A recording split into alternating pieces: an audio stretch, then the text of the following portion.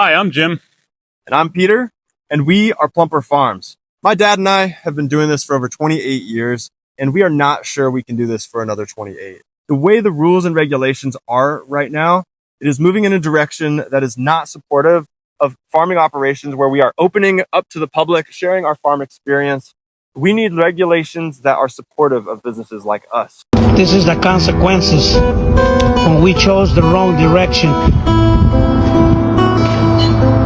Oh my God. Yes. It is what it is. Make America great. Yeah, low prices. I lose sleep at night thinking about some of the issues that you're going to have to deal with over the next 28 years. And I'm not sure you can be successful with the way things are going. I was on the local planning commission for 8 years.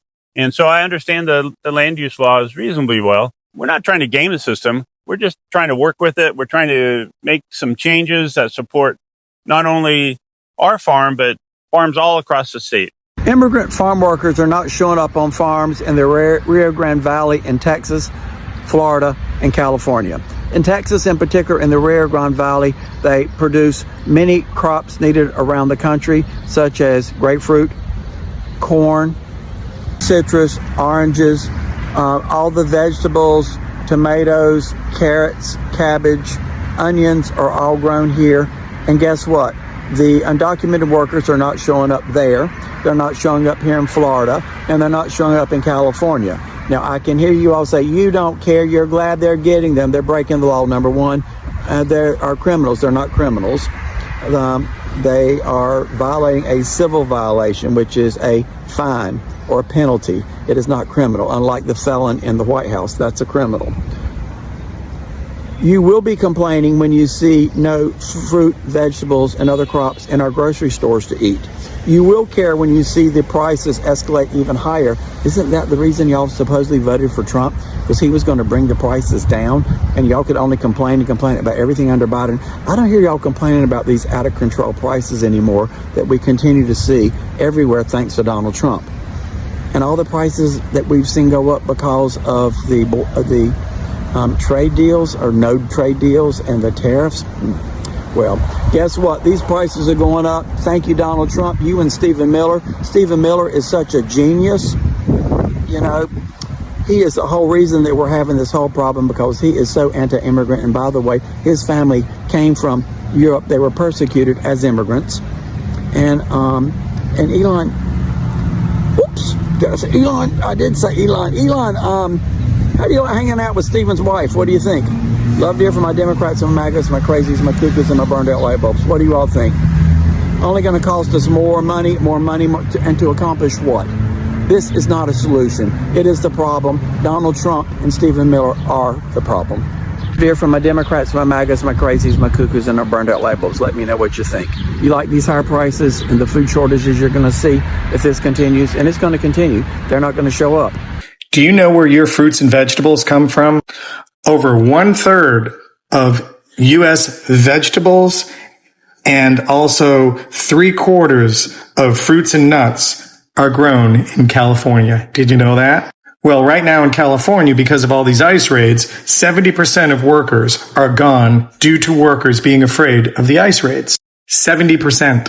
And in an article I was reading on The Guardian, someone in the business said, if 70% of your workers don't show up, 70% of your crop doesn't get picked and can go bad within 1 day. Today in Florida, these MAGA farmers have started to find out after voting for mass deportations, and they have started to realize that they shooted themselves. I don't know what they were thinking by the time they just went ahead and voting to send back their labor force. And today you have seen different clips where these tomato farms, no one is there to pick up the crops, and everyone can see that these tomatoes are grown, are ready to serve the community, but no one is there to pick up them and take them to the stores. So these farmers are asking for help, and we wonder who is gonna help them out in this hard situation where they are losing their business day by day. Hi everyone, welcome to the channel. Thank you so much for clicking on this episode. If you're new here, my name is Vanessa. Kindly consider subscribing. That's what we're going to see on today's video. A credit belongs to the all creators that we're going to see on our screens. Drop your opinions in the comments. I'll be back with the more commentary. Welcome. This is real, and it has a devastating impact on the entire United States. And according to the story, California farms generate $60 billion in agricultural sales every year. Even Trump had said at one point a couple of weeks ago that our farmers are being hurt badly. They have very good workers. They're not citizens, but they've turned out to be great.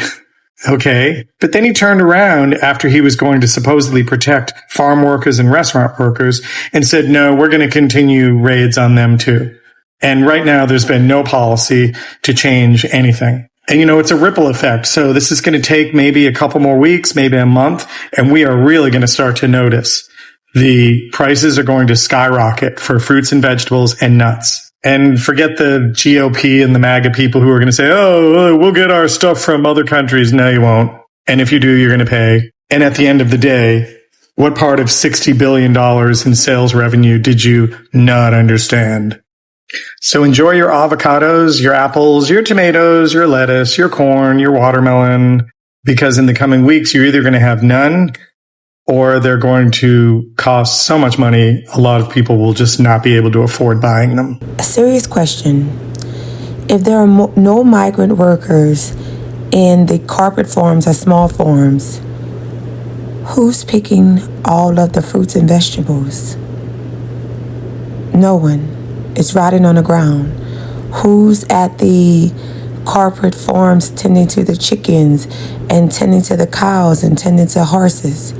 No one. So wouldn't it be a great guess that there are likely to be a food shortage in the next 3 to 6 months? Now, remember, Texas was the state that was complaining about illegal migrants, yet majority of the raids are in Florida, they're in California, and they're on farms. They're not on gangs. So one would think this is intentional because there is no one put in place to make sure that these fruits and vegetables and animals will be tended to. So one would really wonder, is causing a food shortage intentional? Because that's what's going to happen. Policy decisions have consequences. I've said that before. And you might like what you get on the front end, but you might not like what you have to pay on the back end. See, farmers in Florida, especially tomato farmers, they're finding that out. There was a farmer interviewed on a Miami TV station, and he said that, there's two policies he kind of agrees with. One is the immigration policy, right? He says, I know we gotta do something about the borders, both north and south, but it's impacting my ability to keep staff because now a lot of my people don't show up for work. I mean, he understands that nearly half of the immigrant workforce that works on farms like his are undocumented. People are scared, both legal immigrants and undocumented immigrants. They're afraid to come to work. And he's been forced to try to hire people at a higher wage, which cuts into his profit margin, which is probably pretty slim to begin with, right? And then there's the tariff policy. See, Donald Trump's put tariffs on Mexican tomatoes. He's a tomato farmer, owns 4,000 acres in Florida and California. He said in Florida it's gotten so bad that he has to plow over fields of good tomatoes because he's got no one to pick them. And now that Mexico has been hit with this tariff on tomatoes, they're trying to get ahead of it and flooding the market with tomatoes right now. What do you think that does to the price of tomatoes in the United States? Drives it down. See, this farmer before, he was getting about $16 for a box of tomatoes. You know what he's getting now? $3 to $4. That's how much the market's collapsed. He needs about $10 to $11 just to break even. Think about the export side. So Canada's put a 25% tariff on watermelons coming from the United States. What do you think that means? Canadians might not want to pay the price. They're exporting a lot less watermelons. Farmers that are farming watermelons are feeling the pinch too. You see, you might like the policy. It might feel good on the front end. Yeah, we're closing the borders. Yeah, we're going to show them. We're going to put tariffs on them. But are you willing to pay the price on the back end? Some of you are. Some of you are really getting hurt by it. Be careful what you wish for. You just might get it. You might not like it. Listen, the funny part here is this. These farmers knew that they rely on these undocumented immigrants. So I don't know what they were thinking of their businesses after voting to deport back these workers. So before we dive deep into this, please tell us, what were you thinking of? Like, were you expecting more workers from where? And today these workers are not showing up. Imagine over 70%, they don't show up. They are not attending to the farms due to these ICE raids. Nobody wants to be detained, so they are scared. They don't want to be outside because of your vote. And you have seen different clips where these tomatoes are grown, but no one is there to pick them up from the farms to the stores. I'm not having fun of this, but it's funny to see how people were chanting "Make America Great Again," and they just send a big number of people outside of their country. But today it seems like Americans cannot survive without immigrants. And that's why you are facing labor shortage, loss, almost to lose your business and just go back home or look for something else to do because you have no one to work on your farms.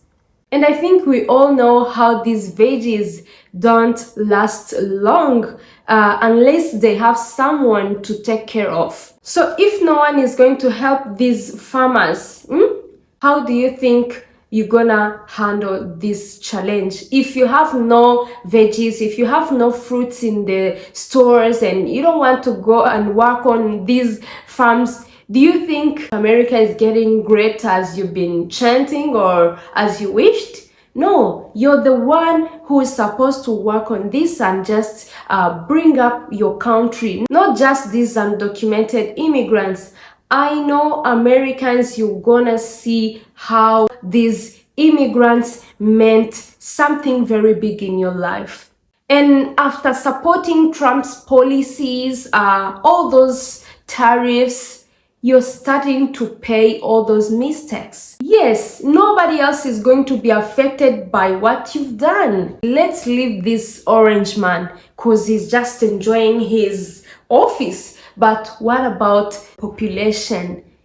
They're suffering after voting for every single policy that is now affecting them back. So why did you went ahead and just voted against your own benefits? Allow me focus a little bit on these businessmen and women. Please, whatever side you'll be supporting, try to be silent. Never ever demonstrate your personal beliefs. Even if you might be supporting this orange man and you see that what he's trying to do is going to affect you in one way or another, like these MAGA farmers who voted for mass deportations, and yet you know that you have a lot of undocumented workers, you might just keep your silence. Don't go and vote for something that is going to turn its back on you. So do you think after supporting this policy, do you believe that your fellow Americans are going to work on your farms? Okay, let's assume a yes. If a yes, do you think it's really easy to find someone who is going to work for that minimum wage? Impossible. You're going to spend a lot and a lot to make your farm survive. And after supporting Trump tariffs, you're not even satisfying yourselves. I can't imagine importing groceries. What do you think about this, guys? Tell me in the comment section, because this is not understandable. You have enough land, you have enough people, but no one is willing to go and work on these farms. So how are you going to live this life? And the man is still in the office day by day, producing, providing different policies that are not supportive.